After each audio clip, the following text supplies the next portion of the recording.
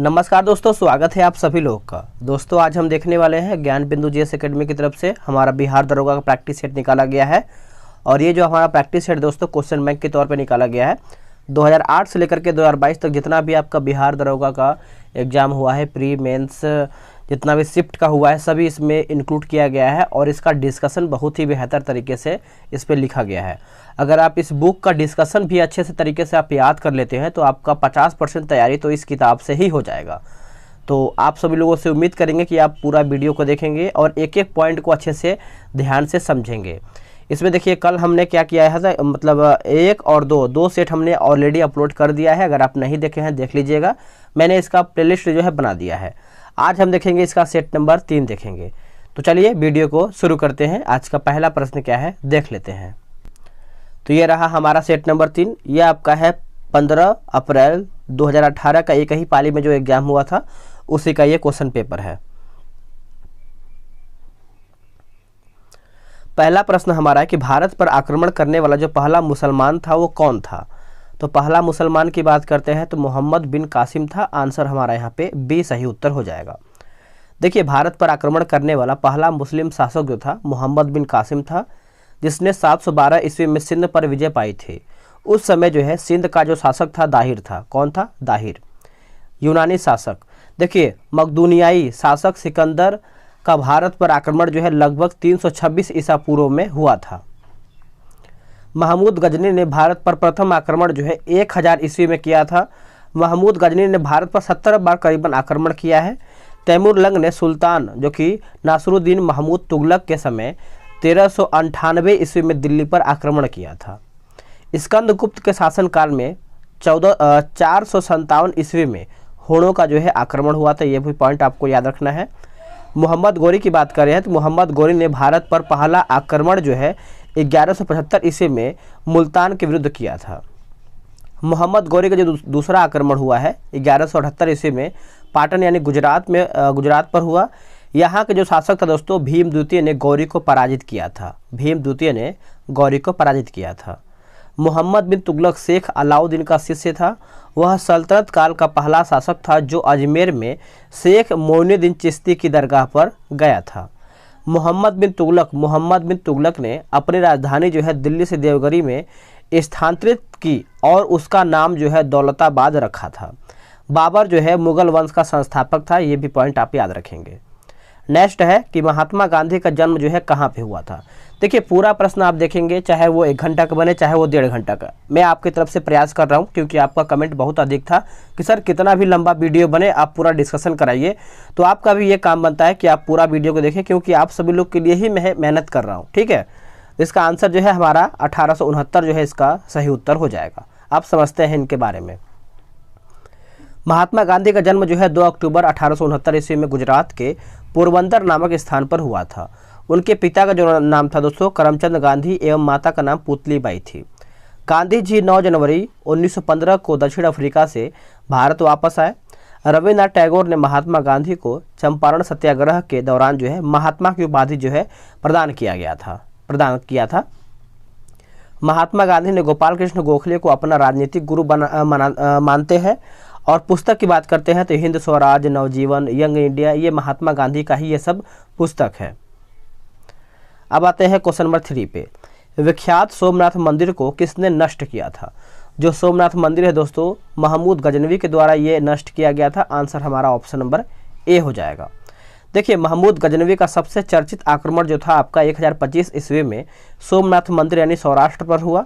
इस मंदिर की लूट में उसे करीबन 20 लाख दिनार की संपत्ति जो है हाथ लगी थी। महमूद गजनवी ने भारत पर 70 बार आक्रमण किया था। ये पॉइंट याद रखेंगे। सोमनाथ की रक्षा में सहायता करने के कारण जो है अहिलवाड़ा के शासक पर महमूद ने आक्रमण किया। गुलाम वंश की जो स्थापना है 1206 ईस्वी में कुतुबुद्दीन ऐबक यानी शासन काल की बात करते हैं तो 1206 से लेकर के 1210 ईस्वी में किया गया था। वह गौरी का गुलाम था। आगे प्रश्न है कि हर्षवर्धन के साम्राज्य के समय जो चीनी पर्यटक भारत आया था वह कौन था। तो आपका था दोस्तों ऑप्शन नंबर बी ह्वेनसांग यानी हेनसांग इसका सही उत्तर हो जाएगा। देखिए ह्वेनसांग हर्षवर्धन के शासन काल में भारत आया था। वह बिहार में नालंदा जिला स्थित नालंदा विश्वविद्यालय में अध्ययन करने तथा भारत में बौद्ध ग्रंथों को एकत्र कर ले जाने के लिए आया हुआ था। इसका जो भ्रमण है वृत्तांत CU की नाम से प्रसिद्ध है। इसने हर्षकालीन समाज, धर्म तथा राजनीतिक एवं भारतीय संस्कार के बारे में जो है वर्णन किया है। फाहियान की बात करते हैं तो यह चीनी यात्री गुप्त नरेश चंद्रगुप्त द्वितीय के दरबार में आया हुआ था और वही इत्सिंग को भी देखेंगे साथ में। तो यह 7वीं शताब्दी में भारत आया तथा नालंदा एवं विक्रमशिला विश्वविद्यालय का जो है वर्णन किया है। नेक्स्ट, दिल्ली चलो का नारा जो है किसने दिया था? देखिए, दिल्ली चलो का नारा जो है दोस्तों ये सुभाष चंद्र बोस यानी AC बोस के द्वारा ये दिया गया था। आंसर हमारे यहाँ पे 5वें का A सही उत्तर हो जाएगा। कुछ नारा दिया गया है जो कि इंपॉर्टेंट है आपके लिए, जैसे दिल्ली चलो का नारा सुभाष चंद्र बोस, पूर्ण स्वराज आराम हराम है जवाहरलाल नेहरू के द्वारा, करो या मरो हे राम भारत छोड़ो आंदोलन या फिर भारत छोड़ो जो है महात्मा गांधी के द्वारा दिया गया था। मेरे सिर पर लाठी का एक एक प्रहार जो है अंग्रेजी शासन के ताबूत की कील साबित होगा, ये लाला लाजपत राय के द्वारा मतलब ये सब नारा दिया गया है। तुम मुझे खून दो मैं तुम्हें आज़ादी दूंगा, ये सुभाष चंद्र बोस के द्वारा ये नारा दिया गया था। आगे हमारा क्वेश्चन नंबर 6 है, बोल रहा है कि भारत की बुलबुल किसे कहा जाता है? भारत की बुलबुल की बात करते हैं तो सरोजिनी नायडू को कहा जाता है। आंसर हमारा यहाँ पे B हो जाएगा। देखिए, भारत की प्रथम महिला राज्यपाल की बात करते हैं सरोजिनी नायडू, जो कि उत्तर प्रदेश की थी, उत्तर प्रदेश। विजया लक्ष्मी पंडित की बात करते हैं, संयुक्त राष्ट्र संघ की प्रथम महिला भारतीय राजदूत थी। अरुणा आसफ अली भारतीय स्वतंत्रता सेनानी की थी, यानी सेनानी थी। सुचेता कृपलानी की बात करेंगे तो उत्तर प्रदेश, यह भारत की प्रथम महिला मुख्यमंत्री थी। नेक्स्ट है कि चंद्रगुप्त मौर्य के साम्राज्य की राजधानी थी। आंसर हो जाएगा ऑप्शन नंबर C पाटलिपुत्र। क्या हो जाएगा? पाटलिपुत्र इसका सही उत्तर हो जाएगा। मौर्य वंश का संस्थापक जो है चंद्रगुप्त मौर्य का जन्म जो है 345 ईस्वी यानी ईसा पूर्व में हुआ था। जस्टिन ने चंद्रगुप्त मौर्य को सेंड्रोकोट्स कहा, जिसकी पहचान जो है विलियम जोन्स ने चंद्रगुप्त मौर्य से किया है। मगध की राजधानी जो है दोस्तों गिरिब्रज यानी राजगृह थी। द्वितीय बौद्ध संगीति जो है 383 ईसा पूर्व में वैशाली में हुआ था। इसके अध्यक्ष की बात करते हैं तो सवाकामी थे, ठीक है। और शासनकाल की बात करते हैं तो कालाशोक। बौद्ध धर्म के संस्थापक जो थे गौतम बुद्ध को बोध गया में ज्ञान की प्राप्ति हुआ था। नोट कीजिएगा, सभी पॉइंट आपके लिए इंपॉर्टेंट है। राजतरंगिणी में कलहड़ ने जिस राज्य का वर्णन किया था वह राज्य कौन सा है? तो ये आपका हो जाएगा दोस्तों कश्मीर का, यहाँ पे वर्णन किया गया था। राजतरंगिणी में ये कलहड़ के द्वारा वर्णन किया गया था। पढ़ते हैं, देखिए, राजतरंगिणी कलहड़ द्वारा रचित एक संस्कृत ग्रंथ है। इसमें कश्मीर का इतिहास वर्णित है जो महाभारत काल से आरंभ होता है। मगध, देखिए, मगध के सबसे प्राचीन वंश का संस्थापक जो था आपका बृहद्रथ था। कलिंग पूर्व भारत में गंगा से गोदावरी तक विस्तृत एक शक्तिशाली साम्राज्य था, ठीक है। और कौशल जो है प्राचीन भारत के 16 महाजनपदों में से एक था। इसकी प्रथम राजधानी जो है अयोध्या और द्वितीय राजधानी जो है आपका श्रावस्ती थी। नेक्स्ट है क्वेश्चन, मुगल वंश की स्थापना भारत में हुआ था कब? तो ये 1526 में हुआ था। आंसर हमारा यहाँ पे B सही उत्तर हो जाएगा। देखिए, बात करेंगे हम कि मुगल वंश का जो संस्थापक था आपका बाबर था और इसकी स्थापना जो है 1526 ईस्वी में हुआ था। पानीपत का प्रथम युद्ध जो है 21 अप्रैल 1526 ईस्वी को बाबर व इब्राहिम लोदी के बीच हुआ था, जिसमें बाबर जो है जीता था, विजयी हुआ था। पॉइंट को नोट करते चलिएगा। और भी कुछ इसमें पॉइंट दिया गया, जैसे खानवा का जो युद्ध हुआ था 17 मार्च 1527 ईस्वी को बाबर एवं राणा सांगा के बीच में हुआ था, जिसमें बाबर जो है विजयी हुआ था। चंदेरी का युद्ध याद रखेंगे 29 जनवरी 1528 ईस्वी को मेदिनी राय एवं बाबर के बीच में हुआ था, जिसमें बाबर जो है विजयी हुआ था। घाघरा का युद्ध जो है 6 मई 1529 को अफगानों एवं बाबर के बीच हुआ था, जिसमें बाबर जो है विजयी हुआ था। यानी बहुत सारा जो युद्ध जो है बाबर जीता था। सिखों के गुरुओं में गुरु गोविंद सिंह थे कौन? तो ये आपका उत्तर हो जाएगा ऑप्शन नंबर D। ये 10वें गुरु थे, जो कि सिख में अगर हम गुरु की बात करते हैं टोटल 10 गुरु हुए थे, ठीक है। आंसर हमारा यहाँ पे याद रखेंगे। अब इसको समझते हैं अच्छे तरीके से।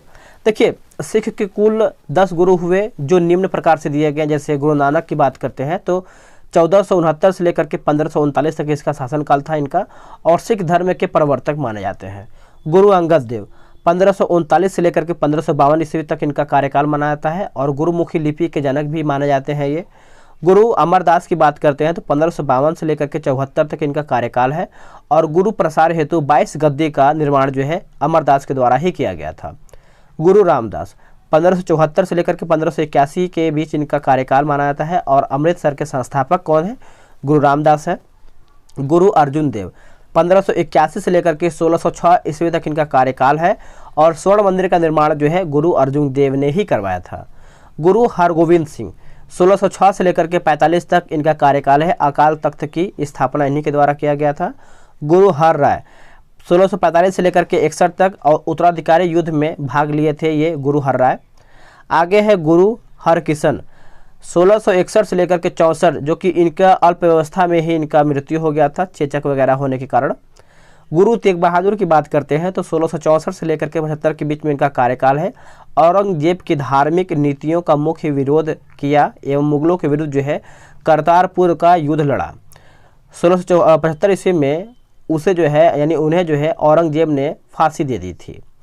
अब आखिरी में जो हमारे आते हैं गुरु गोविंद सिंह, इनका जो कार्यकाल है 1675 से लेकर के 1708 तक इनका कार्यकाल माना जाता है। तो देखिए इतना आप गुरु के बारे में भी देख लिए हैं, तो यही बोल रहा हूँ कि पूरा वीडियो देखिए।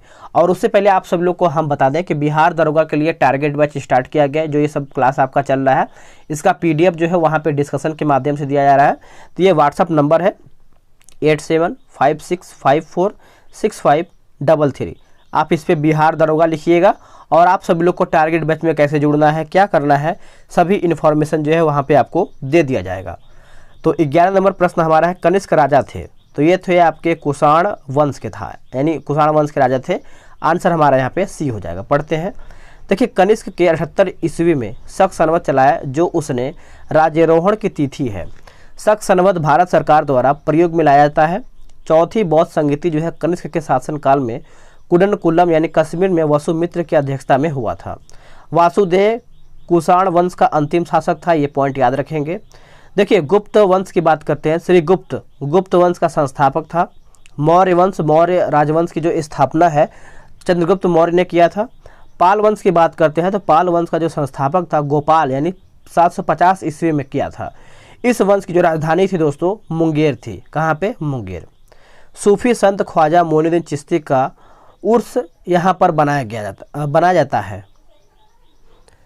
तो इसका देखिए आंसर हमारा यहाँ पे C हो जाएगा। सूफी संत ख्वाजा मोइनुद्दीन चिश्ती का उर्स जो है अजमेर शरीफ पर बनाया जाता है जो राजस्थान में स्थित है। अजमेर जो है हिंदू एवं मुसलमानों का तीर्थ स्थान है। चिश्ती सिलसिले के संस्थापक जो थे दोस्तों अबू अहमद अब्दाल चिश्ती थे, लेकिन भारत में इसका प्रचार प्रसार जो है ख्वाजा मोइनुद्दीन चिश्ती ने किया था। उनका मुख्य केंद्र जो था दोस्तों अजमेर था। कहाँ पे था? अजमेर। ख्वाजा मोइनुद्दीन चिश्ती को मोहम्मद गोरी ने सुल्तान उल हिंद यानी हिंद के आध्यात्मिक गुरु की उपाधि जो है प्रदान किया था। शेख हमीदुद्दीन नागौरी और शेख कुतुबुद्दीन बख्तियार काकी ख्वाजा मोइनुद्दीन चिश्ती के शिष्य थे। फतेहपुर सीकरी की बात करते हैं तो फतेहपुर सीकरी एक नगर है जो कि मुगल सम्राट अकबर ने सन 1571 में बसाया था। बिहार शरीफ भारत के बिहार राज्य में स्थित नगर है। बिहार शरीफ का पुराना नाम जो है आपका उदंतपुरी, जिसे उदंतपुरी भी कहा जाता है। आगरा, देखिए आगरा जो है भारतीय राज्य जो है उत्तर प्रदेश में यमुना नदी के तट पर स्थित एक नगर है जो 1504 ईस्वी में आगरा को सिकंदर लोदी ने बसाया था। शाहजहां की बात करते हैं तो शाहजहां ने आगरा उत्तर प्रदेश में ताजमहल का निर्माण जो है किया था। नेक्स्ट है अशोक महान पुत्र थे। जो अशोक थे दोस्तों आपके बिंदुसार के। आंसर हमारा यहाँ पे B सही उत्तर हो जाएगा। देखिए अशोक महान बिंदुसार के पुत्र थे। अशोक की माता का नाम जो की बात करके देंगे सुभद्रांगी हो जाएगा और दिव्यावदान के अनुसार अशोक 269 ईस्वी में पूर्व में मगध की राजगद्दी पर बैठा। राजगद्दी पर बैठने के समय जो है अशोक अवंती यानी उज्जैन का राज्यपाल था। बात करेंगे भाब्रू अभिलेख में अशोक ने स्वयं को मगध का राजा बताया है। पुराणों में अशोक को अशोक वर्धन कहा जाता है। अशोक वर्धन। भारत में शिलालेख का प्रचलन जो है सर्वप्रथम अशोक ने ही किया था। अशोक के शिलालेख में ब्राह्मणी, खरोष्टी, ग्रीक एवं अरमाइक लिपि का जो है प्रयोग हुआ है। ब्राह्मी लिपि बाएं से दाईं तथा खरोष्टी जो है दाएं से बाईं लिखी जाती है। अशोक के सर्वाधिक अभिलेख जो है प्राकृतिक भाषा में है, सभी को पता होगा। अशोक के अभिलेख में उत्कीर्ण ब्राह्मणी लिपि को सर्वप्रथम जेम्स प्रिंसेप ने 1837 ईस्वी में पढ़ा है। बात करेंगे बिंबिसार के बारे में। देखिए, हर्यक वंश का जो संस्थापक था दोस्तों, बिंबिसार मगध की गद्दी पर 544 ईस्वी पर यानी ईसा पूर्व बौद्ध ग्रंथ के अनुसार जो है बैठा था। वह बौद्ध धर्म का अनुयायी भी था आपका बिंबिसार। आगे कि वो प्रथम भारतीय राजा था जिसने प्रशासनिक व्यवस्था पर बल दिया। चंद्रगुप्त मौर्य जो है मौर्य वंश का संस्थापक चंद्रगुप्त मौर्य का जन्म जो है 345 ईसा पूर्व में हुआ था। जस्टिन ने चंद्रगुप्त मौर्य को सैंडोकोट्स कहा, जिसकी पहचान जो है विलियम जोस ने चंद्रगुप्त मौर्य से किया था। चलिए नेक्स्ट देखते हैं आगे हमारा प्रश्न क्या है। आगे हमारा है कि गर्म पानी के स्रोत कहाँ हैं। तो गर्म पानी की जो स्रोत है दोस्तों, ये हमारा राजगिरी हो जाएगा। आंसर हमारा यहाँ पे ऑप्शन नंबर बी हो जाएगा। अब इसको समझते हैं। देखिए, बोला कि गर्म पानी के स्रोत राजगिरी यानी मगध की राजधानी में स्थित है। राजगीर में ब्रह्मकुंड बिहार का सर्वाधिक उष्ण जलकुंड है, जिसका जल जो है तापमान की बात करेंगे तो 87 डिग्री है। बिहार में प्रमुख उष्ण जलकुंड है, जिसमें से राजगीर नालंदा की बात करते हैं तो इसमें हमारा दिया गया है सूर्य कुंड, नानक कुंड, गोमुख कुंड और मखदूम कुंड। ठीक है, सतधारवा कुंड भी इसमें दिया गया है। मुंगेर की बात करते हैं तो लक्ष्मण कुंड मुंगेर का सबसे गर्म कुंड हो जाएगा, जो कि 62 डिग्री सेल्सियस। लक्ष्मीश्वर कुंड हो जाएगा। उसके बाद हमारा यहाँ पे जन्म कुंड, सीता कुंड, रामेश्वरम कुंड, पंचतर कुंड, भीम कुंड, ऋषि कुंड, श्रृंगार ऋषि कुंड हो जाएगा। उसके बाद भरारी कुंड हो जाएगा। इसमें आपका कुंड दिया गया है। गया में हमारा अग्नि कुंड है। आगे सिंधु घाटी सभ्यता के लोग जो है पूजा करते थे, तो आंसर हो जाएगा पशुपति की। आंसर हमारे यहाँ पे सी हो जाएगा। देखिए, सिंधु घाटी सभ्यता के लोग धरती को उर्वरता की देवी मान करके उसकी पूजा किया करते थे। वृक्ष पूजा एवं शिव पूजा के साक्ष्य भी सिंधु सभ्यता से मिलते हैं। सिंधु सभ्यता में मात्र देवी की उपासना सर्वाधिक प्रचलित थी। सिंधु घाटी सभ्यता की खोज जो है 1921 ईस्वी में राय बहादुर दयाराम साहनी ने किया था। सिंधु घाटी सभ्यता जो है प्रागैतिहासिक एवं कांस्यकालीन है। कांस्यकालीन था। यह भारत की प्रथम नगरीय सभ्यता थी। देखिए, सिंधु घाटी यानी सिंधु सभ्यता की लिपि जो है भाव चित्रात्मक है। यह लिपि दाईं से बाईं ओर लिखी जाती है। जब अभिलेख के एक अधिक पंक्तियों का होता है तो पहली पंक्ति जो है दाईं से बाईं की ओर तथा दूसरी पंक्ति जो है बाईं से दाईं की ओर लिखी जाती थी। सिंधु सभ्यता के लोगों ने नगरों तथा घरों के विन्यास के लिए ग्रिड पद्धति जो है अपनाया था। ग्रिड पद्धति। सिंधु घाटी सभ्यता में मुख्य फसल जो थे आपके गेहूं और जौ थे। सैंधोवासी जो थे मिठास के लिए शहद का प्रयोग करते थे। और पर्दा प्रथा एवं वैश्यावृत्ति जो है सैंधव सभ्यता में प्रचलित था। इंद्र की बात करते हैं तो युद्ध का नेता एवं वर्षा का देवता माने जाते हैं।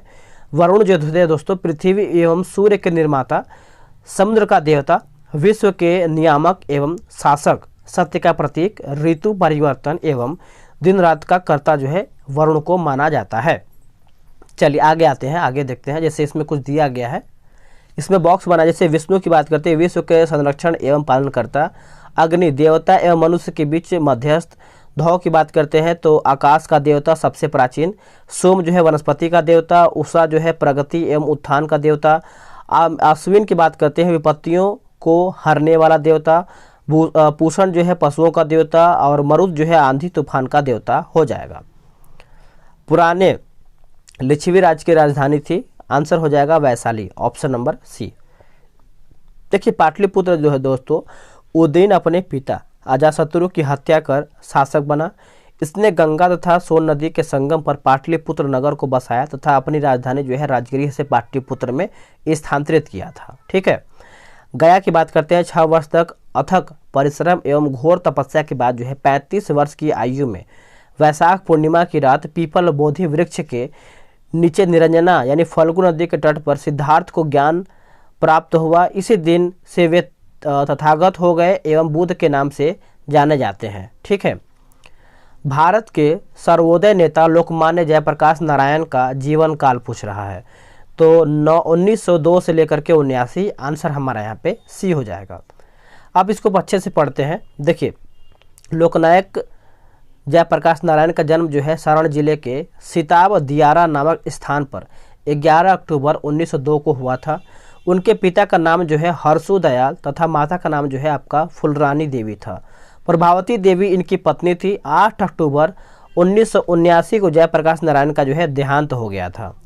लोकनायक जयप्रकाश नारायण को 1999 ईस्वी में मरणोपरांत जो है भारत रत्न से सम्मानित किया गया था। इन्हें जो है 1965 ईस्वी में मैग्सेसे पुरस्कार भी प्रदान किया गया है। पानीपत की जो तीसरी लड़ाई हुआ था कब हुआ था? तो आंसर हमारा यहाँ पे बी हो जाएगा। तो इसकी जो लड़ाई है दोस्तों 1761 में हुआ है। आंसर हमारा यहाँ पे बी हो जाएगा। देखिए पानीपत की पहली लड़ाई जो है 21 अप्रैल 1526 में बाबर एवं इब्राहिम लोदी के बीच हुई, जिसमें इब्राहिम लोदी की जो है हार हुई थी। पानीपत की दूसरी लड़ाई जो है 5 नवंबर 1556 ईस्वी में अकबर एवं हेमू के बीच में हुआ था, जिसमें हेमू की हार हुई थी। और बालाजी बाजीराव के समय में ही पानीपत का तीसरा युद्ध हुआ था, जो कि 14 जनवरी 1761 ईस्वी में हुआ था, जिसमें मराठाओं की हार हुई। इस बार यानी इस हार को नहीं सह पाने के कारण जो है बालाजी की मृत्यु जो है 1761 में हो गया था। पृथ्वी अपनी धुरी पर घूमती है। आंसर हो जाएगा 23 घंटे 56 मिनट 4 सेकेंड। ऑप्शन हमारे यहाँ पे क्या हो जाएगा? ऑप्शन नंबर सी हो जाएगा। देखिए गति यानी पृथ्वी की गति दो प्रकार की होती है, घूर्णन गति होता है और परिक्रमण गति होता है। ठीक है, घूर्णन गति की बात करते हैं। पृथ्वी अपने अक्ष पर पश्चिम से पूर्व दिशा में 23 घंटे 56 मिनट और 4 सेकंड में घूमती है। इसे पृथ्वी की घूर्णन गति कहा जाता है। इसके परिभ्रमण दैनिक गति भी इसे कहते हैं। इसके कारण जो है दिन व रात की घटना जो है होती है। परिक्रमण या वार्षिक गति, देखिए पृथ्वी को सूर्य की परिक्रमा करने में अर्थात अपनी कक्षा का चक्कर लगाने में 365 दिन 5 घंटे 48 मिनट तथा 46 सेकंड लगते हैं। पृथ्वी की इस गति को परिक्रमण गति कहते हैं। इस गति के कारण जो है ऋतु परिवर्तन होते हैं। पृथ्वी आकार में 5वां सबसे बड़ा ग्रह है। यह सौरमंडल का एकमात्र ग्रह है जिस पर जीवन है। इसका एकमात्र उपग्रह की बात करते हैं चंद्रमा। सूर्य से पृथ्वी की दूरी जो है 149.6 मिलियन किलोमीटर है। ठीक है, आकार एवं बनावट दृष्टि से बात करते हैं तो पृथ्वी जो है शुक्र के समान है। जल की उपस्थिति के कारण जो है इसे नीला ग्रह भी कहा जाता है। आगे देखेंगे, आगे हमारा प्रश्न है कि ग्रह को सूर्य की परिक्रमा करने में 88 दिन लगता है, वह है कौन सा? तो ये हमारा हो जाएगा ऑप्शन नंबर बी, बुध ही इसका सही उत्तर हो जाएगा। देखिए शुक्र की बात करते हैं, यह पृथ्वी का निकटतम सबसे चमकीला एवं सबसे गर्म ग्रह है। इसे सांझ का तारा या भोर का तारा कहा जाता है, क्योंकि यह जो है शाम में पश्चिम दिशा में तथा सुबह में जो है पूरब की दिशा में आकाश में दिखाई पड़ता है। इसे पृथ्वी के भग्नी ग्रह भी कहते हैं, भग्नी। और इसका घनत्व जो है आकार एवं व्यास पृथ्वी के समान है। इसके पास जो है कोई उपग्रह नहीं होता है शुक्र के पास। शुक्र जो है दोस्तों सूर्य के परिक्रमा करने में 255 दिन लगाता है। मंगल की बात करते हैं, इसे लाल ग्रह कहते हैं और इसका रंग जो है लाल आयरन ऑक्साइड के कारण होता है। यह अपनी धुरी पर 24 घंटे में एक बार पूरा चक्कर लगाता है। इसके 2 उपग्रह हैं, जबकि फोबोस हैं और डिमोस हैं। ठीक है, मंगल के। सूर्य की परिक्रमा करने में इसे 687 दिन लगते हैं। बुध जो है यह सूर्य का सबसे नज़दीकी ग्रह है, जो सूर्य निकलने के 2 घंटा पहले जो है दिखाई पड़ता है। चलिए नेक्स्ट देखिए, वीडियो को पूरा देखिएगा और अगर आपको वीडियो पसंद आ रहा है तो कम से कम वीडियो को लाइक करके जाइएगा, क्योंकि कहीं ना कहीं जब आप वीडियो को लाइक करते हैं तो लगता है कि आप सपोर्ट कर रहे हैं और आपके लिए और बेहतर से बेहतर प्रयास किया जाए। ठीक है, यह सबसे छोटा व सबसे हल्का ग्रह है। इसके पास जो है कोई उपग्रह नहीं है। यह सूर्य की परिक्रमा सबसे कम समय में पूरा करता है, अर्थात यह सौरमंडल का सर्वाधिक तेज कक्षीय गति वाला ग्रह है। वरुण जो है इसकी खोज जो है 1846 ईस्वी में जर्मनी खगोलज्ञ जोहान गाले ने किया था। ठीक है, आगे क्या है, आगे प्रश्न देखेंगे। यह हरे रंग का ग्रह है, यानी यह हरे रंग के प्रकाश को उत्सर्जित करता है। इसके चारों ओर अति शीतल मीथेन का बादल जो है छाया हुआ है। इसके उपग्रहों में ट्राइटन जो है प्रमुख है। सूर्य की परिक्रमा करने में इसको 116.8 वर्ष जो है लगता है, बहुत अधिक समय। जो राज्य नहर सिंचाई पर सर्वाधिक आश्रित है वह कौन सा है? तो यह हमारा हो जाएगा option number B, Uttar Pradesh. चलिए आगे देखते हैं कि नहरों द्वारा देश के कुल सिंचित क्षेत्र का सर्वाधिक विस्तार जो है उत्तर प्रदेश में है।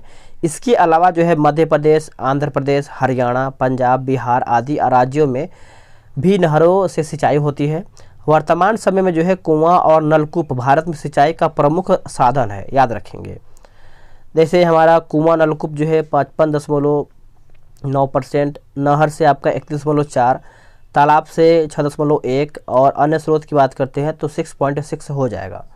भारत में सिंचाई का मुख्य साधन जो है नहर है और पंबा सिंचाई परियोजना केरल के पंबा नदी पर स्थित है। इंदिरा गांधी नहर को सतलज नदी से जल मिलता है। यह भारत की सबसे लंबी सिंचाई नहर है। आगे कि भारत के सुदूर पूर्व में जो देश सर्वाधिक लंबी सीमा बनाते हैं वो कौन सा है? तो ये हमारा हो जाएगा ऑप्शन नंबर बी, म्यांमार इसका सही उत्तर हो जाएगा। तो चलिए आगे देखते हैं। उस शहर का देशांतर क्या है जहां का स्थान समय जो है 6 बजे शाम है, जबकि ग्रीनविच समय जो है 4 बजे शाम है? आंसर हमारा हो जाएगा 23 डिग्री पूर्व, ऑप्शन नंबर हमारा यहाँ पे ए सही उत्तर हो जाएगा। देखिए किसी स्थान की कोणीय दूरी प्रधान या मोत्तर के पूर्व या पश्चिम में होती है, देशांतर कहलाती है। 0 डिग्री देशांतर लंदन के ग्रीनविच से होकर के गुजरता है। आगे हमारा प्रश्न पॉइंट है, पृथ्वी 24 घंटे में 360 डिग्री घूम जाती है, अतः 1 डिग्री देशांतर की दूरी तय करने में 4 मिनट का समय लगता है। अब यदि ग्रीनविच पर 4 बजे हैं तो वह स्थान जहां 6 बजे हैं इसका देशांतर जो है ज्ञात करने के लिए समय के अंतर यानी मिनट में को 4 से भाग दे करके प्राप्त किया जा सकता है। जैसे यहाँ पे दिया गया है 120 मिनट, ऊपर लिखेंगे 4 से भाग बराबर यहाँ पर 30 डिग्री देशांतर आपका निकल के आ जाएगा। चूंकि समय आगे है अतः यह 30 डिग्री पूर्व देशांतर होगा। ठीक है, आगे हमारा प्रश्न क्या है, इनमें से कौन इस्पात प्लांट से युक्त नहीं है? आंसर हो जाएगा ऑप्शन नंबर डी, सिंदरी जो है इसका सही उत्तर हो जाएगा। पढ़ते हैं, देखिए द्वितीय पंचवर्षीय योजना जो कि 1956 से लेकर के 61 के बीच में इसका माना जाता है के दौरान जो है राउरकेला, भिलाई तथा दुर्गापुर में लौह इस्पात संयंत्र स्थापित किए गए। साथ ही निरंजन लोकोमोटिव, सिंदरी उर्वरक कारखाना, इंटीग्रल कोच फैक्ट्री आदि भी इस योजना के काल के दौरान जो है स्थापित किए गए हैं। आगे है गारो जनजाति है। देखिए गारो आपका हो जाएगा ऑप्शन नंबर सी, मेघालय जो है इसका सही उत्तर हो जाएगा। अब इसको समझते हैं। देखिए भारतीय संविधान का अनुच्छेद 342 का संबंध जो है अनुसूचित जनजातीय से है। इसमें अनुसूचित जनजातियों को परिभाषित करते हुए कहा गया है कि इनमें वे जनजातीय संप्रदाय या जनजातीय और जनजातीय समुदाय के समूह या वर्ग शामिल होंगे, जिसे राष्ट्रपति सार्वजनिक अधिसूचना जो है अधिसूचना द्वारा जो है घोषित करेंगे। इसमें कुछ दिया गया, जैसे असम की बात करते हैं तो लूसाई, बोरो, राभा, कोछारी, बोडो, कोरबो ये सब हमारा जनजातीय है। मणिपुर का आपका कुकी हो जाएगा, तंगखुल हो जाएगा, थाडो हो जाएगा, नामा, मेटी या मेठी, ये सब देखिए एग्जाम में आता है, इसीलिए आप याद करके जाइएगा। मेघालय की बात करेंगे तो गारो, खासी, जैंते, ये तो बहुत इंपॉर्टेंट है, लेकिन मिकिर, भोई भी याद रखेंगे। मिजोरम जो है आपका मिजो, लाखे, पावो और चकमा। नेक्स्ट है कि सिंधु नदी की लंबाई उतनी ही है जितनी ब्रह्मपुत्र नदी की, यह लंबाई जो कितना है तो 2900 किलोमीटर हो जाएगा। ऑप्शन हमारा यहाँ पे बी सही हो जाएगा। देखिए सिंधु नदी की कुल लंबाई जो है 2880 किलोमीटर है। इसका मात्र 20% ही पानी जो है भारत द्वारा प्रयोग किया जाता है। जो भारत पाक सिंधु जल समझौता 1960 के तहत जो है ब्रह्मपुत्र नदी की कुल लंबाई जो है 2900 किलोमीटर है, जो सिंधु नदी की लंबाई के लगभग बराबर है। आगे है बोला कि मॉर्निंग स्टार जो है किससे कहा जाता है, तो इसका बताइए क्या हो जाएगा, यानी सुबह का तारा, एक तरीके से भोर का तारा बोलते हैं। तो आपका यहाँ पे उत्तर जो है शुक्र जो है इसका सही उत्तर हो जाएगा। आंसर देखिए यहाँ पे बी दिया है। ठीक है, अब इसको पढ़ते हैं अच्छे तरीके से। देखिए इससे पृथ्वी का, अब मैंने अभी तो एक्सप्लेन कर ही दिया है शुक्र के बारे में, तो बृहस्पति को देख लेते हैं। यह सौर मंडल का सबसे बड़ा ग्रह है। इसके उपग्रह जो है गैनीमीड यानी पीले रंग का सभी ग्रहों में सबसे बड़ा होता है। मंगल भी पढ़ लिए लेकिन फिर से पढ़ लेते हैं। देखिए इसे लाल ग्रह कहा जाता है। इसका रंग जो है लाल आयरन ऑक्साइड के कारण होता है। इसे 2 उपग्रह है, फोबोस और डिमोस है। शनि यानी सैटर्न की बात करते हैं, यह आकार में दूसरा सबसे बड़ा ग्रह है। इसके तल के चारों ओर वलय का होना यानी मोटी प्रकाश वाली कुंडली। वलय की जो संख्या है 7 है। यह आकाश में पीले तारे के समान जो है दिखाई पड़ता है। शनि का जो सबसे बड़ा उपग्रह है टाइटन है, जो सौरमंडल का दूसरा सबसे बड़ा उपग्रह है। यह आकार में बुध के बराबर होता है या फिर बुध के बराबर है। राज्यसभा में सदस्यों की जो अधिकतम संख्या है होती है वो कितना है, तो 250 हो जाएगा। ऑप्शन हमारा यहाँ पे सी सही हो जाएगा। देखिए राज्यसभा जो है दोस्तों यह एक स्थायी संस्था है, क्योंकि इसका विघटन जो है नहीं होता है। राज्यसभा की अधिकतम संख्या 250 निर्धारित है, जिसमें 238 सदस्य जो है राज्यों तथा संघ राज्य क्षेत्रों से निर्वाचित होते हैं तथा जो 12 होते हैं सदस्य जो होते हैं राष्ट्रपति द्वारा जो है मनोनीत किए जाते हैं। अनुच्छेद 80 के 3 में की बात करते हैं तो साहित्य, विज्ञान, कला और समाज सेवा के क्षेत्र में जो है विशिष्ट स्थान रखते हैं, उन्हीं को राष्ट्रपति जो है मनोनीत करते हैं। वर्तमान में राज्यसभा में 245 सदस्य हैं, जिसमें 229 राज्य के 4 संघ राज्य क्षेत्र से और 12 मनोनीत सदस्य होते हैं। इसके सदस्य की बात करते हैं 6 वर्ष के लिए निर्वाचित होते हैं। देखिए सदस्य पूछ रहा है, सदस्य बोल रहा है, तथा 1/3 सदस्य जो होते प्रति 2 वर्ष पर अवकाश ग्रहण करते हैं, अनुच्छेद 83 के 1 के द्वारा। राज्यसभा सदस्य के लिए कुछ अर्हता दिया गया, जैसे वह भारत का नागरिक हो, अनुच्छेद 84, आयु जो है 30 वर्ष से कम न हो, अनुच्छेद 84, संसद द्वारा निर्धारित योग्यता जो है धारण करता हो, चंडीगढ़, अंडमान एवं निकोबार, लद्दाख, दादर एवं नागर हवेली और दमन दीव एक लक्षद्वीप का राज्यसभा में यानी एवं की बात करते हैं, लक्षद्वीप का राज्यसभा में कोई प्रतिनिधित्व जो है नहीं है। आगे है जो बोला कि जो सदस्य लोकसभा के अध्यक्ष का चुनाव कराते हैं वे होते हैं कौन, तो ये लोकसभा के होते हैं। आंसर हमारा यहाँ पे ऑप्शन नंबर डी हो जाएगा। देखिए संविधान के अनुच्छेद 93 के अनुसार लोकसभा स्वयं ही अपने सभी सदस्यों में से एक अध्यक्ष और एक उपाध्यक्ष जो है चुनेगी। अध्यक्ष की बात करते हैं तो उपाध्यक्ष को तथा उपाध्यक्ष जो है अध्यक्ष को त्यागपत्र देता है, यानी एक दूसरे को सभी लोग त्यागपत्र देते हैं। लोकसभा के अध्यक्ष के रूप में शपथ नहीं लेता है, बल्कि सामान्य सदस्य के रूप में जो है शपथ लेता है। लोकसभा के भंग होने की स्थिति में अध्यक्ष जो है अपना त्याग यानी अपना पद जो है अगली लोकसभा की पहली बैठक होने तक रिक्त नहीं करता है। लोकसभा में अध्यक्ष की अनुपस्थिति में उपाध्यक्ष जो है उपाध्यक्ष की स्थिति में जो है राष्ट्रपति द्वारा बनाए गए वरिष्ठ सदस्यों का पैनल में से कोई व्यक्ति जो है पीठासीन होता है। इस पैनल में आमतौर पर 6 सदस्य जो है होते हैं। प्रथम लोकसभा का जो कार्यकाल है 17 अप्रैल 1952 ईस्वी से लेकर के 4 अप्रैल 1957 ईस्वी तक रहा है। प्रथम लोकसभा अध्यक्ष की बात करते हैं तो जी.वी. मावलंकर एवं उपाध्यक्ष जो थे आपके अनंत शयन अयंगर थे। नोट की बात करते हैं तो न्यूनतम 55 संसद वाला दल ही लोकसभा में विपक्षी दल होने का दावा कर सकता है। लोकसभा की सीटों का जो है 10% होना चाहिए। वर्तमान की बात करते हैं 17वीं लोकसभा के अध्यक्ष जो थे आपके अध्यक्ष जो है ओम बिरला है, ओम बिरला। भारत के राष्ट्रपति जिन सदस्यों द्वारा चुने जाते हैं वे होते हैं कौन, तो पार्लियामेंट या राज्यों की विधानसभाओं के। आंसर हमारा ऑप्शन नंबर सी हो जाएगा। देखिए राष्ट्रपति जो थे अनुच्छेद 52 में यह कहा गया है कि भारत का एक राष्ट्रपति होगा। अनुच्छेद 53 यह घोषणा किया गया है कि संघ की कार्यपालिका जो है शक्ति जो है राष्ट्रपति में निहित है। राष्ट्रपति भारत का राज्य प्रमुख होता है और संवैधानिक प्रकरण में राष्ट्रपति का पद जो है सर्वोच्च होता है। राष्ट्रपति भारत का प्रथम नागरिक भी होता है। राष्ट्रपति के निर्वाचन के बारे में कुछ इसमें दिया गया, जैसे भारत के राष्ट्रपति का चुनाव जो है राष्ट्रपति तथा उपराष्ट्रपति निर्वाचन अधिनियम 1952 ईस्वी के अंतर्गत जो है संविधान के अनुच्छेद 55(3) के अनुसार जो है अप्रत्यक्ष रूप से अनुपातित प्रतिनिधित्व प्रणाली के एकत्र संक्रमणीय पद्धति से गुप्त मतदान द्वारा यहाँ पे होता है। चलिए आगे देखते हैं कुछ अनुच्छेद 54 के बारे में। जैसे दिया गया है कि अनुच्छेद 54 के राष्ट्रपति का निर्वाचन एक निर्वाचन मंडल द्वारा होता है, जिसमें निम्न शामिल होते हैं, जैसे संसद के दोनों सदनों के निर्वाचित सदस्य, राज्यों की विधानसभाओं के निर्वाचित सदस्य हो जाएंगे। 17वें संविधान संशोधन अधिनियम 1992 द्वारा केंद्र शासित प्रदेशों दिल्ली एवं पुडुचेरी के निर्वाचित सदस्यों को भी इसमें शामिल किया गया है।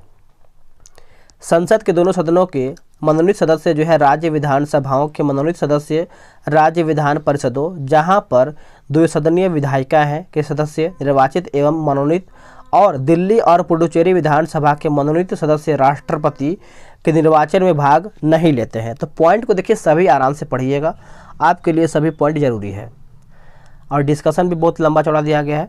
इनमें से कौन भारत के राष्ट्रपति द्वारा नियुक्त नहीं है?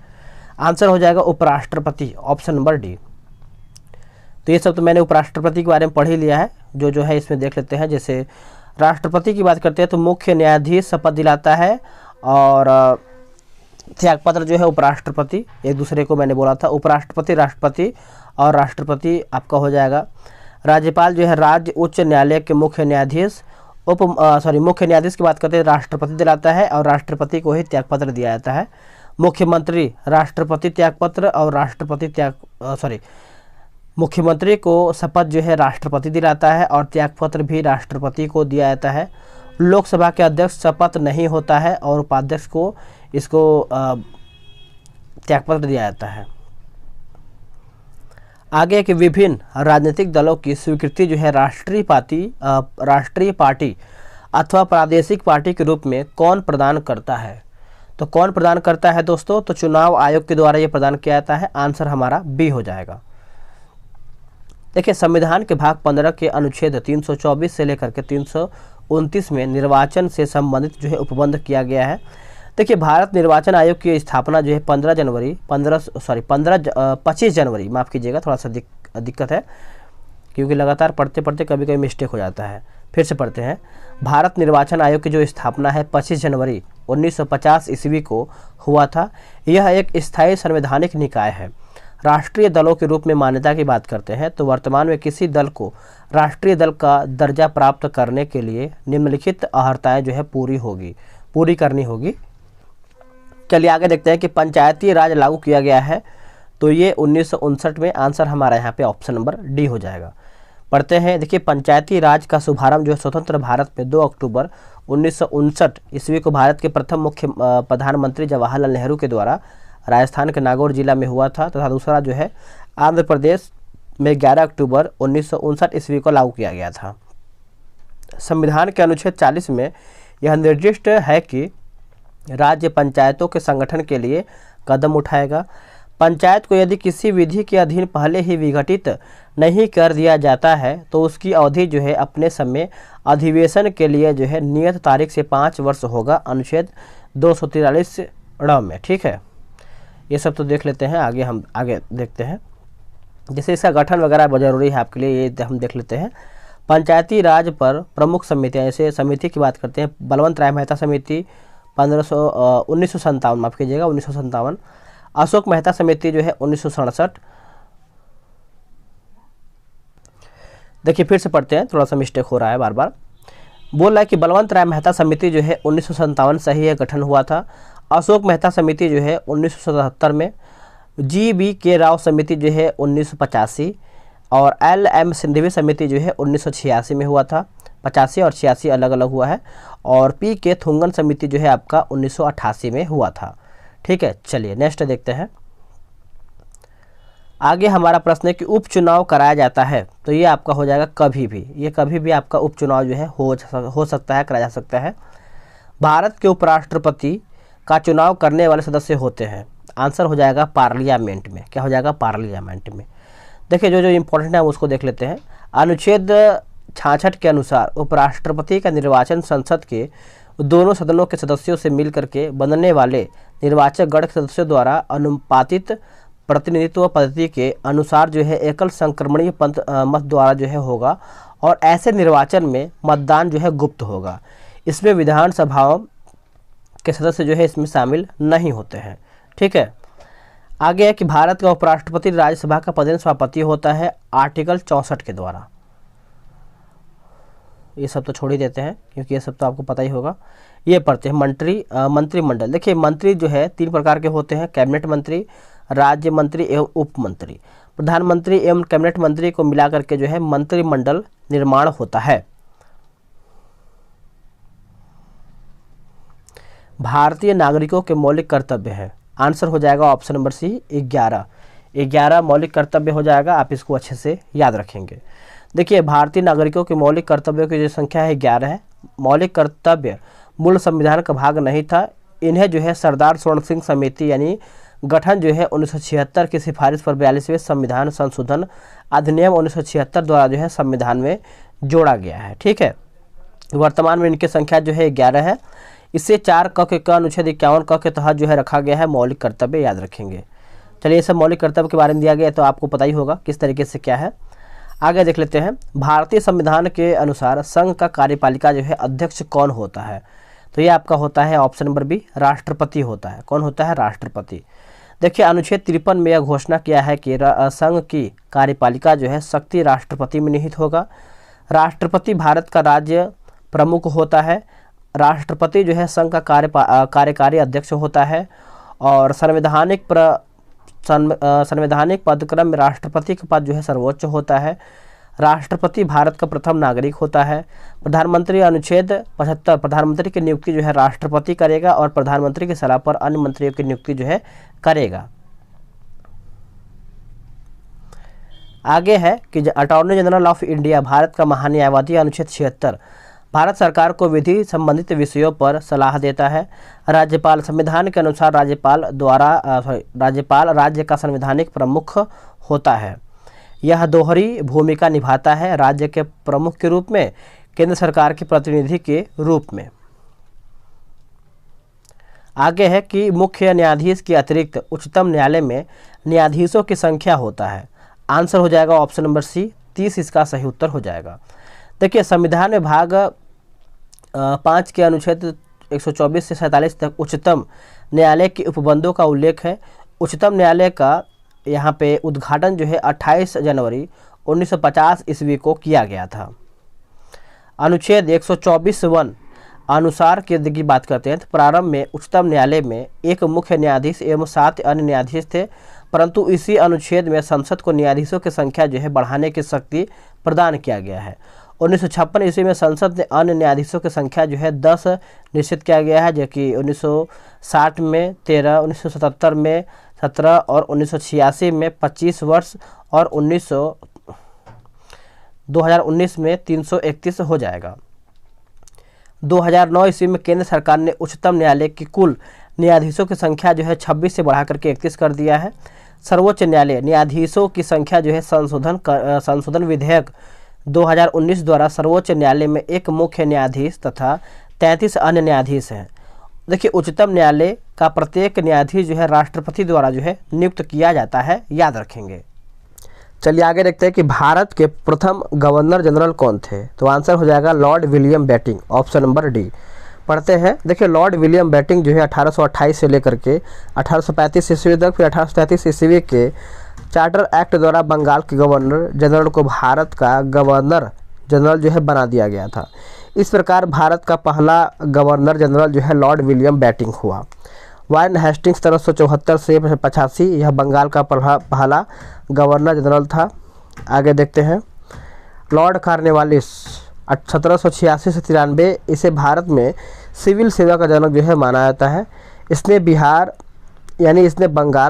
में स्थायी बंदोबस्त जो है लागू किया। चलिए आगे देखते हैं। बोला कि उच्चतम न्यायालय के न्यायाधीश के अवकाश ग्रहण की उम्र क्या है। आंसर हो जाएगा 65 वर्ष, ऑप्शन नंबर सी सही इसका उत्तर हो जाएगा। बहुत लंबा चौड़ा दे दिया गया है। भारत में राष्ट्रीय आय लेखा किसके द्वारा जो है प्रकाशित किए जाते हैं। तो आंसर हो जाएगा केंद्रीय सांख्यिकी संगठन, ऑप्शन हमारा यहाँ पे डी सही उत्तर हो जाएगा। भारत में कुल सिल्क वस्त्रों का लगभग जो है 50% जो है उत्पादन करने वाला राज्य कौन सा है दोस्तों। तो यह हमारा हो जाएगा ऑप्शन नंबर डी, कर्नाटक जो है इसका सही उत्तर हो जाएगा। देखिए, पीडीएफ के लिए मैं आप सभी लोगों से बोल रहा हूँ कि व्हाट्सअप नंबर पे आप मैसेज कीजिए बिहार दरोगा। मैं आपको बिहार दरोगा का जो टारगेट बैच बनाया गया है उसमें आपको ज्वाइन करा दूंगा। उसमें सभी लोग सेट लगा रहे हैं और आपको 149 रुपये का पेमेंट करना होगा। ठीक है, मिनिमम पेमेंट है। एक बार आप पेमेंट कर देते हैं तो जब तक बिहार दरोगा का प्री नहीं होता है तब तक आप हमसे जुड़े रहेंगे। ऐसे मार्केट में जो भी आपका किताब आएगा, जैसे ज्ञान बिंदु हो गया, रिटेरिया आ गया, स्पार्क हो गया, किरण हो गया, तो सब आपको वहाँ पे दिया जाएगा। एक ही बुक नहीं, बहुत सारा किताब आपको दिया जाएगा। ठीक है, तो आप जल्दी से ज्वाइन हो जाइए। भारत सरकार सबसे ज़्यादा जो है राजस्व एकत्रित करता है। तो आंसर बताइए कमेंट में क्या होगा। तो इसका सही आंसर देखिए यहाँ पे निम्न राजस्व की प्राप्ति जो है सीमा शुल्कों से होता है। सीमा शुल्क से प्राप्त राजस्व का बंटवारा जो है राज्य को नहीं करना होता है। ठीक है, चलिए नेक्स्ट देखते हैं। नाबार्ड नाम है, देखिए नाबार्ड जो नाम है दोस्तों कृषि की सहायता के लिए विशिष्ट बैंक का है। आंसर हमारा ऑप्शन नंबर सी सही उत्तर हो जाएगा। बेरी बेरी खुराक में किसकी कमी की वजह से होता है? आंसर हो जाएगा vitamin B1। Vitamin B1 option number B. 50 से थोड़ा सा एक्सप्लेन करेंगे इसको हम। जब कोई वस्तु पानी में डुबाई जाती है तो उसके भार में कमी डैश के बराबर होता है। उत्तर हमारा हो जाएगा ऑप्शन नंबर डी, उसके द्वारा हटाए द्रव्य के भार। डी इसका सही उत्तर हो जाएगा। चलिए नेक्स्ट हम क्वेश्चन देखेंगे। अगला हमारा प्रश्न है, बोल रहा है कि कौन सा उद्भिद दूसरे वृक्षों की टहनियों पर वृद्धि करता है? आंसर हो जाएगा हमारा आर्किड। क्या हो जाएगा? आर्किड इसका सही उत्तर हो जाएगा। उस खगोल भौतिक शास्त्री का नाम बताइए जो एक क्षय तांत्रिक रोगों से पीड़ित है, तंत्रिका तंत्र से पीड़ित है और केवल कंप्यूटर के माध्यम से ही अपनी बात कह सकता है। तो सभी को पता ही होगा, Stephen Hawkins. Stephen Hawkins option number C. खाने का सोडा है, देखिए खाने का सोडा जो है सोडियम बाइकार्बोनेट हो जाएगा। आंसर हमारा यहाँ पे डी सही उत्तर हो जाएगा। बोला कि वेल्डिंग के लिए किस मिश्रण का उपयोग जो है किया जाता है वेल्डिंग के लिए?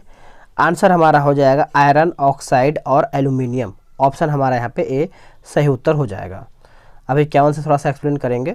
प्लास्टर ऑफ पेरिस POP देखते होंगे आप घर में सेलिंग वगैरह में करवाते हैं। आंसर हमारा हो जाएगा ऑप्शन नंबर बी, याद रखेंगे। ठीक है, परमाणु के नाभिक में डैश होते हैं। देखिए परमाणु के नाभिक में प्रोटॉन व न्यूट्रॉन होते हैं। नाभिक में उपस्थित मूल कणों जैसे प्रोटॉन एवं न्यूट्रॉन को न्यूक्लियॉन कहते हैं। न्यूक्लियॉन कहते हैं, याद रखेंगे। आगे हमारा प्रश्न है कि आंख के किस भाग पर वस्तु का प्रतिबिंब जो है बनता है? तो ये हमारा बनता है रेटिना पर। कहाँ बनता है? Retina, option number C. देखिए रेटिना जो है आपका रक्त पटल के नीचे आंख के सबसे भीतर एवं पारदर्शी झिल्ली होती है, उसे रेटिना यानी दृष्टि पटल कहते हैं। यह प्रकाश सिराओं की एक फिल्म होती है। ये सिराएं जो है वस्तुओं की प्रतिबिंबों के रूप, रंग और आकाश का ज्ञान मस्तिष्क तक पहुंचता है। रेटिना पर वस्तु का प्रतिबिंब जो है उल्टा एवं वास्तविक बनता है, याद रखेंगे। कॉर्निया की बात करते हैं तो आंख बाहर से एक कठोर व पारदर्शी श्वेत झिल्ली से ढकी रहती है जिसे दृढ़ पटल कहते हैं। दृढ़ पटल के सामने वाला भाग जो है कुछ उभरा हुआ रहता है जिसे कार्निया कहते हैं। नेत्रदान में बात करते हैं, नेत्रदान जो है कार्निया ही दान में दिया जाता है। आइरिस, देखिए कार्निया के पीछे एक रंगीन अपारदर्शी झिल्ली का पर्दा होता है जिसे हम आइरिस कहते हैं। आइरिस कहते हैं। आँख के रंग का मतलब जो होता है आइरिस के रंग से होता है। आइरिस का कार्य जो है आँख में जाने वाले प्रकाश को नियंत्रित करना होता है। पुतली के पीछे जो नेत्र लेंस होता है उसे हम उत्तर लेंस भी कहते हैं। नेक्स्ट हमारा प्रश्न क्या है? सोडियम क्लोराइड में उपस्थित कौन सी अशुद्धता जो है नमी सोखता है? तो मैग्नीशियम क्लोराइड हो जाएगा। ऑप्शन हमारा यहाँ पे बी सही उत्तर हो जाएगा। देखिए सोडियम की बात करते हैं तो यह क्षार धातु है। यह अत्यंत अभिक्रियाशील सफ़ेद व मुलायम धातु है जो प्रकृति में स्वतंत्र अवस्था में नहीं पाई जाती है। यौगिक के रूप में मुख्यतः बात करते हैं सोडियम क्लोराइड का NaCl, सोडियम कार्बोनेट का Na2CO3, सोडियम नाइट्रेट का NaNO3, सोडियम सल्फेट की बात करते हैं तो Na2SO4, 10H2O आदि के रूप में यहाँ पे पाया जाता है। उसके बाद मैग्नीशियम दिया गया, इसका परमाणु क्रमांक जो है 12 है। यह मुख्यतः मैग्नीशियम सल्फेट व मैग्नीशियम क्लोराइड के यौगिक के रूप में यहाँ पे पाया जाता है। ठीक है, चलिए फास्फोरस का कौन सा अयस्क नहीं है? आंसर हो जाएगा option number D, granite. Granite इसका सही उत्तर हो जाएगा। आगे है कि 72 किलोमीटर प्रति हावर के वेग का अर्थ पूछ रहा है। उत्तर हो जाएगा 20 मीटर प्रति सेकंड। ऑप्शन नंबर सी सही उत्तर हो जाएगा। कौन सी भौतिक मात्रा जो है जड़त्व का मापन है? आंसर हो जाएगा द्रव्यमान। Option number B. गतिज ऊर्जा का समीकरण कौन सा है? उत्तर हो जाएगा ऑप्शन नंबर ए, याद रखेंगे। नेक्स्ट हमारा प्रश्न क्या है? बोल रहा है कि कौन सा अंग पाचित भोजन में विषैले पदार्थों का अवशोषण जो है करता है, तो ये हमारा लीवर करता है, ऑप्शन नंबर डी। मूल द्वारा वनस्पतिक प्रवर्धन इसमें होता है, sweet potato, option number C. इसी को आई थिंक हम शकरकंद भी कहते होंगे। आगे हमारा प्रश्न क्या है, बोला कि विद्युत अपघटनीय प्रक्रिया से कौन सा तत्व जो है नहीं प्राप्त होता है, तो लोहा जो है नहीं प्राप्त होता है, आंसर हमारा यहाँ पे डी सही उत्तर हो जाएगा। आगे है किस यौगिक का अणु संहति जो है 40 है, तो ये हमारा हो जाएगा NaOH, NaOH इसका सही उत्तर हो जाएगा। कितने अणु एक मोल के बराबर होते हैं, उत्तर हो जाएगा ऑप्शन नंबर ए, याद रखेंगे। आगे है कि पेस मेकर संबंधित है किससे, पेस मेकर जो है हमारा हृदय से संबंधित है, किससे, हृदय, ऑप्शन नंबर सी। चलिए आगे देखते हैं, आगे हमारा प्रश्न क्या है। देखिए इसका डिस्कशन बहुत तगड़ा दिया गया है, मतलब अच्छा दिया है, बहुत लंबा दिया गया है, तो आप वीडियो के थ्रू अच्छे से पढ़ेंगे PDF के थ्रू तो आपके लिए बहुत बेहतर होगा, ठीक है। नहीं जैसे 2 घंटा का वीडियो से कम नहीं बनेगा, तो इसीलिए बोला कि टारगेट बैच में ज्वाइन हो जाइए आप सभी लोग। सूर्य से आती हुई पराबैंगनी किरणों से कौन हमें बचाता है, आंसर हो जाएगा हमारा O3। व्हाट्सअप नंबर फिर से लिख लीजिए 8756546533, इसका स्क्रीनशॉट ले लीजिए, आराम से मैसेज कीजिएगा, बिहार दरोगा लिख के सेंड कर दीजिएगा। आगे कि बांध के जल में कौन सी ऊर्जा जो है संग्रहित है, उत्तर हो जाएगा स्थितिज, याद रखेंगे स्थितिज। नेक्स्ट है कि पुष्प में द्वि निषेचन के पश्चात गुणसूत्र की संख्या पूछ रहा है, तो उत्तर क्या होगा बताइएगा। इसका उत्तर देखिए यहाँ पे सी हो जाएगा, त्रिगुणित, क्या हो जाएगा, त्रिगुणित जो है इसका सही आंसर हो जाएगा।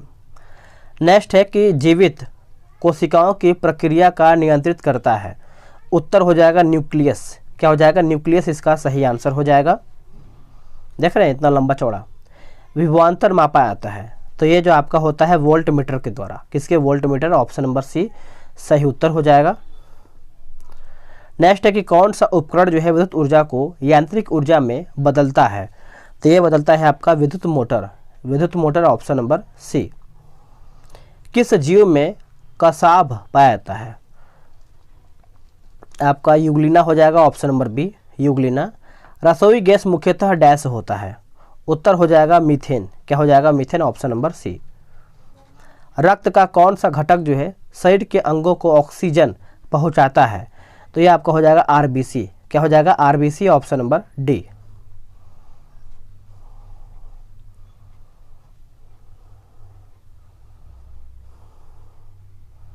बहुत लंबा चौड़ा दे दिया है कि क्वेश्चन का एक पेज में। रासायनिक तत्वों के दूसरे तत्वों से कौन, फिर से पढ़ लेते हैं इसको। रासायनिक तत्वों के दूसरे तत्वों से योग करने की क्षमता का पता लगाया जाता है, तो आपका संयोजकता हो जाएगा, ऑप्शन नंबर यहाँ पे डी सही हो जाएगा। नेक्स्ट हमारा प्रश्न क्या है, बोला कि प्राणी कोशिका में कौन सी कोशिकांग कभी भी नहीं पाई जाती है, उत्तर हो जाएगा सेल भित्ति, ऑप्शन नंबर सी। चलिए नेक्स्ट क्वेश्चन देखते हैं। आगे है कि मानव के कायिक कोशिका में गुणसूत्र होते हैं, उत्तर हो जाएगा ऑप्शन नंबर सी हो जाएगा, 46 गुणसूत्र होते हैं, याद रखेंगे, भूलेंगे नहीं। कुछ गुणसूत्र देख लेते हैं, जैसे मक्का में जो होता है 20, टमाटर में 24, मेढक में 26, नींबू में 18, 36, बिल्ली में 38 होता है, गेहूं में 42, खरगोश में 44, मनुष्य में 46, ये सब तो आप जानते ही होंगे। आगे है कि जल जिसमें कैल्शियम अथवा मैग्नीशियम के घुलनशील लवण होते हैं कहलाता है क्या, तो ये आपका कठोर जल हो जाएगा, ऑप्शन नंबर ए सही उत्तर हो जाएगा। रक्त का कौन सा अवयव शरीर के मांसपेशियों में ऑक्सीजन एकत्रित करता है, तो ये करता है हीमोग्लोबिन, क्या करता है, हीमोग्लोबिन, इसका सही उत्तर हो जाएगा। परिदर्शी यानी परिस्कोप किस सिद्धांत पर कार्य करता है, तो उत्तर हो जाएगा परावर्तन, ऑप्शन नंबर डी सही उत्तर हो जाएगा। वायुजीवी श्वसन के दौरान किसका पूर्ण ऑक्सीकरण जो है होता है, तो ये आपका हो जाएगा ऑप्शन नंबर डी, ग्लूकोज, इसका सही उत्तर हो जाएगा। आवर्त सारणी किसने तैयार किया था, तो ये आपका हो जाएगा ऑप्शन नंबर डी, मेंडलीफ ने तैयार किया था। नेक्स्ट देख लेते हैं, स्लेट रूपांतरित रूप है किसका, तो ये सेल का हो जाएगा, किसका हो जाएगा, सेल, ऑप्शन नंबर ए। चलिए नेक्स्ट देख लेते हैं। आगे हमारा प्रश्न है कि बिहार के मुख्यमंत्री की नियुक्ति जो है किसने किया है, बिहार के राज्यपाल ने किया है, ऑप्शन हमारा सी सही उत्तर हो जाएगा। बिहार की द्वितीय राजभाषा कौन सा है? दूसरा भाषा, तो दूसरा है आपका हो जाएगा उर्दू। क्या हो जाएगा? दूसरा भाषा जो है उर्दू इसका सही उत्तर हो जाएगा। बिहार के उप मुख्यमंत्री अभी कौन है? तो उप मुख्यमंत्री की बात करते हैं तो सुशील कुमार मोदी हो जाएंगे। आंसर हमारा यहाँ पे बी सही उत्तर हो जाएगा। फरवरी 2017 में मनाए गए विश्व रेडियो दिवस का विषय क्या था? तो इसका हो जाएगा आप हैं रेडियो, आप हैं रेडियो। किस वैश्विक कार कंपनी ने भारत में अपने वाहनों की बिक्री बंद करने की घोषणा 18 मई 2017 को किया था? तो जनरल मोटर्स हो जाएगा। आंसर हमारा सी हो जाएगा। केंद्र सरकार द्वारा 30 मई 2017 को कितने रुपए का नया नोट जारी करने की घोषणा किया गया है? तो इसका सही उत्तर हमारा हो जाएगा ऑप्शन नंबर ए हो जाएगा, यानी 1 रुपये का। याद रखेंगे 1 रुपया। ये सब जान लीजिए, ज़रूरी है आपके लिए। जैसे 10 रुपये का नोट पे जो है आपका चॉकलेट ब्राउन कलर का होता है, कोणार्क का सूर्य मंदिर बना हुआ है। 20 रुपये का हरित पीला एलोरा की गुफा है। 50 रुपये का आपका फ्लोरोसेंट ब्लू कलर का है, हम्पी का पत्थर से बना होता है, सॉरी हम्पी के पत्थर से बना रथ, मतलब उस पर छपा हुआ चित्र है। 100 रुपये का आपका लेवेंडर कलर हो जाएगा, रानी का वाव। 200 रुपये आपका है ब्राइट येलो, सांची स्तूप बना हुआ है। 500 रुपये आपका स्टोन ग्रे लाल किला, और 2000 का मेजेंटा आपका मंगलयान बना हुआ है। आगे है कि रामनाथ कोविंद राष्ट्रपति पद का प्रत्याशी बनाए जाने के समय किस राज्य के राज्यपाल के पद में थे? तो पद से आंसर हमारा यहाँ पे सी हो जाएगा, बिहार। भारत है एक क्या? तो इनमें से कोई भी नहीं हो जाएगा। भारत एक पंथ निरपेक्ष राष्ट्र है। पंथ निरपेक्ष राष्ट्र अर्थ है कि सभी धर्म एक समान है। विश्व बैंक का दूसरा नाम पूछ रहा है। आंसर हो जाएगा IBRD। IBRD ऑप्शन हमारा सी सही उत्तर हो जाएगा। आगे हमारा है कि संयुक्त राष्ट्र संघ स्थापित हुआ है 1945 में, वर्ष 1945 में। विश्व का सबसे बड़ा दूरदर्शी कहाँ पर स्थित है? तो चीन में है। Option number D. न्यूजीलैंड का कौन सा पक्षी विलुप्त हो रहा है? तो मोवा हो जाएगा। ऑप्शन नंबर सी सही उत्तर हो जाएगा। 8 मार्च को मनाया जाता है क्या? तो 8 मार्च को क्या मनाते हैं दोस्तों? तो विश्व महिला दिवस के रूप में मनाते हैं। ऑप्शन हमारा यहाँ पे डी हो जाएगा। TRP का अर्थ क्या है? तो टेलीविज़न रेटिंग पॉइंट हो जाएगा। ऑप्शन नंबर डी सही उत्तर हो जाएगा। कौन सी विश्व निकाय 1920 ईस्वी में स्थापित हुई और 1946 ईस्वी में भंग हो गया? तो लीग ऑफ नेशंस हो जाएगा। ऑप्शन नंबर सी सही उत्तर हो जाएगा। समुदाय के स्वास्थ्य का पता चलता है, तो ये आपका हो जाएगा शिशु मृत्यु दर से। ऑप्शन नंबर बी सही उत्तर हो जाएगा। चलिए नेक्स्ट देखते हैं। मध्य प्रदेश के नेपा नगर में स्थित है क्या? तो ये आपका हो जाएगा न्यूज प्रिंट फैक्ट्री हो जाएगा। ऑप्शन हमारा यहाँ पे बी सही उत्तर हो जाएगा। आगे आखिरी प्रश्न होगा, देख लेते हैं उसको भी हम। ये रहा नीचे आखिरी प्रश्न। त्रिपिटक धार्मिक ग्रंथ है किसका? तो ये आपका हो जाएगा त्रिपिटक बौद्धों का यहाँ पे धार्मिक ग्रंथ है। देखिए हिंदू का आपका यहाँ पे रामायण व महाभारत, ईसाई का बाइबिल, यहाँ पे कुरान हो जाएगा। इस्लाम का सिख का गुरु ग्रंथ साहिब, पारसी का आपका जैन अवेस्ता हो जाएगा, यहूदी का तुराव, जैन का कल्पसूत्र और भागवती सूत्र, बौद्ध का त्रिपिटक हो जाएगा। तो दोस्तों यहीं पर हमारा सेट समाप्त होता है। वीडियो को लाइक और शेयर कीजिएगा, और अगर आपका कोई सुझाव है तो आप सुझाव के माध्यम से अपना कमेंट कीजिएगा, और टारगेट बैच में जल्दी से ज्वाइन हो जाइए। मिलते हैं एक नई वीडियो में। आज के लिए इतना ही। जय हिंद।